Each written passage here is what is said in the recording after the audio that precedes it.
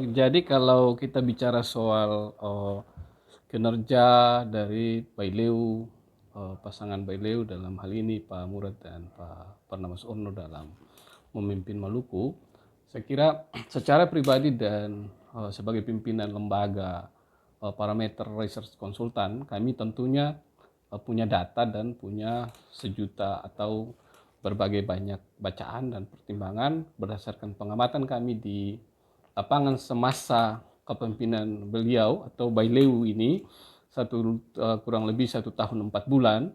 Itu kami punya referensi. Nah, atas dasar referensi itu saya ingin bilang seperti ini, bahwa pertama saya memberi apresiasi sungguh kepada pemerintahan yang dipimpin oleh Pak Murad sama Pak Barnabas Orno, bahwa secara pribadi dan secara kelembagaan saya mengapresiasi asal atas tindakan dan ekspresi yang sudah dilakukan selama 1 tahun atau 1 tahun 4 bulan sampai dengan hari ini. Nah, tentunya kan kita akan punya catatan plus minus.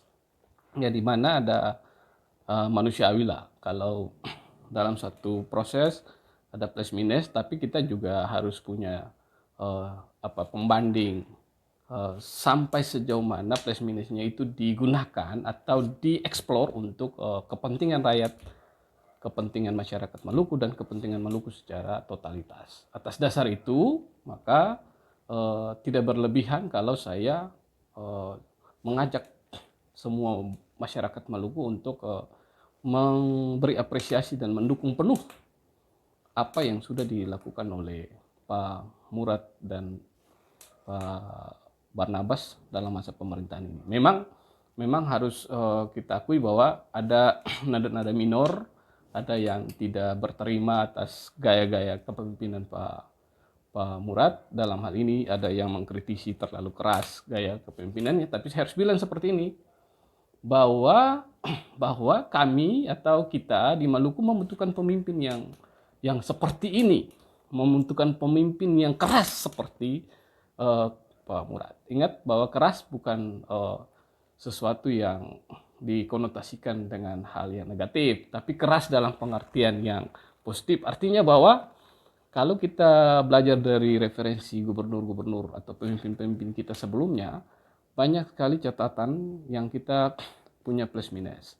Nah, kalau gaya Pak Murad ini sudah memberi pesan yang kuat kepada negara, kepada Jakarta, bahwa Maluku butuh perhatian yang sungguh, dan itu sudah konkret.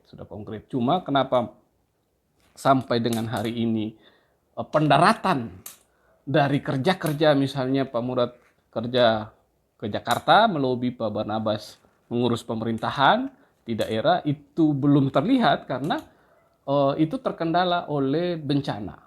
Salah satu faktor yang kita tidak bisa mengukur secara normatif itu adalah bencana. Yang pertama, kita mulai dengan bencana alam, yaitu gempa yang menimpa Maluku, Kota Ambon dan sekitarnya. Ya, sempat membuat kita agak sedikit resah karena harus terus keluar tinggalkan rumah.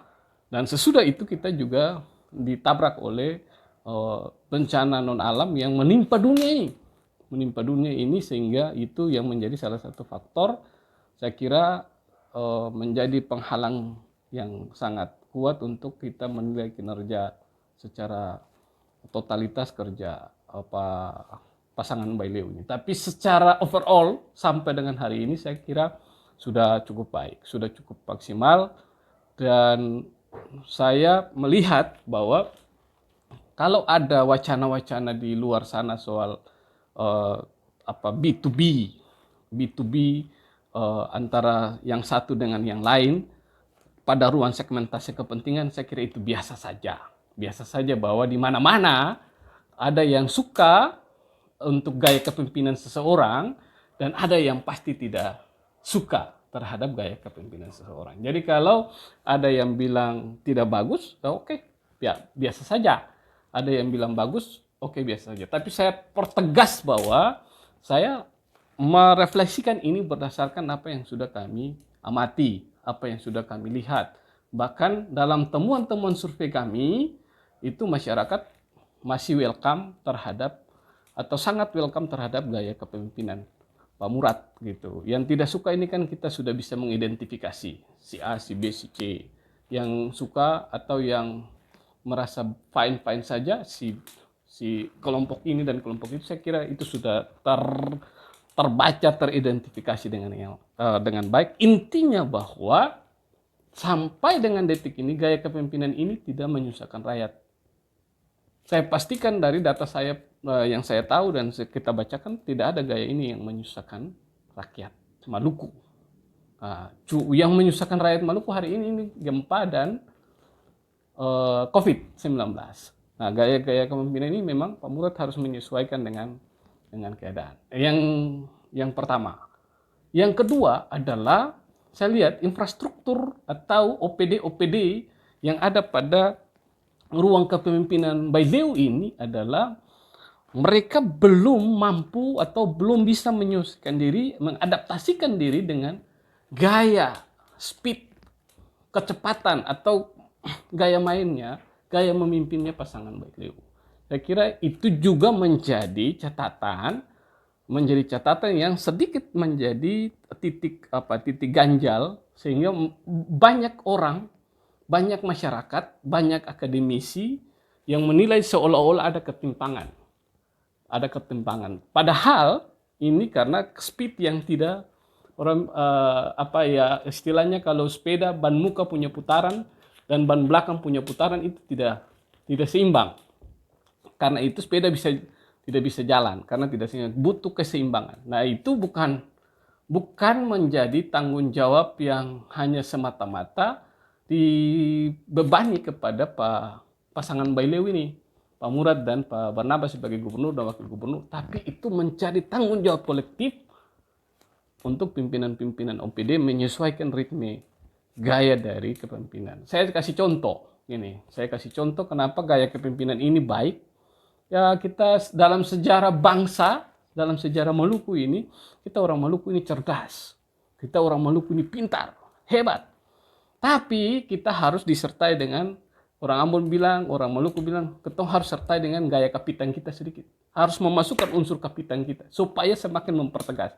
Saya bilang begini karena kalau kita buka catatan referensi, 1 tahun 4 bulan Murad Ismail memimpin Maluku, berapa banyak perhatian Jakarta sudah dicurahkan ke Maluku dibandingkan dengan yang lain 5 tahun, ada 10 tahun, berapa konsekuensi, berapa pendaratan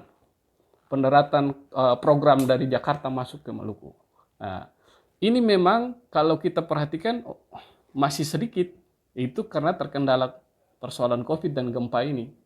Itu menurut catatan dan analisa saya. Kemarin kalau Maluku kita tidak gempa dan tidak ada wabah atau tidak ada persoalan COVID-19, saya kira hari ini banyak sekali program-program Jakarta sudah bisa terimplementasi di Maluku.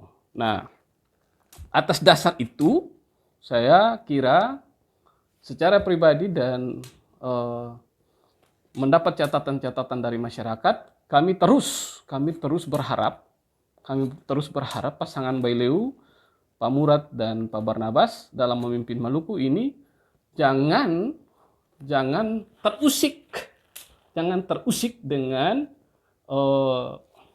kritikan yang menurut saya tidak membantu atau tidak memberi semangat untuk membangun negeri ini.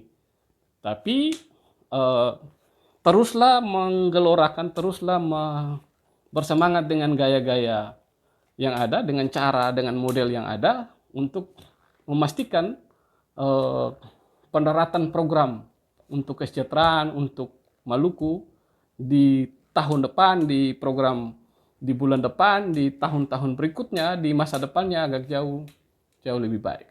Saya kira jangan terjebak pada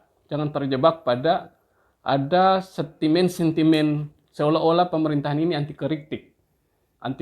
Pak Murad anti kritik. Saya kira saya menemukan dari catatan-catatan kami, Pak Murad tidak anti kritik. Pemerintahan ini tidak anti kritik. Banyak yang terbuka, tinggal bagaimana yang ingin menyampaikan pikirannya, yang ingin menyampaikan gagasan dan idenya itu melakukan inovasi-inovasi, melakukan kreativitas yang lebih baik untuk menyampaikan ide-ide mereka. Ya, kalau gaya-gaya lama, tentunya kalau tidak sampai pikirannya ke pemerintah, wajar saja. Sehingga kalau tidak sampai lalu kita mendeskripsikan seolah-olah pemerintah anti kritik. Saya kira tidak. Nah, karena itu secara pribadi kami berharap bahwa kedepannya pemerintah harus didukung penuh oleh masyarakat. Tugas kita, mari kita doakan pemerintah untuk bertanggung jawab dalam pengertian bahwa terus melakukan tugas dan tanggung jawabnya untuk mensejahterakan masyarakat. Yang paling penting harus kita catat bahwa Pak Murad, Pak Abbas ini orang-orang yang bertuhan. Yang kita apresiasikan bahwa mereka sudah tidak gubris, bahwa mereka mementingkan diri mereka sendiri, bahwa mereka mementingkan kelompok mereka sendiri, bahwa mereka hanya mementingkan orang-orang di sekitar mereka. Saya percaya bahwa mereka juga takut Tuhan. Jadi masih ada di hati mereka rakyat Maluku yang mereka pimpin hari ini. Saya kira itu.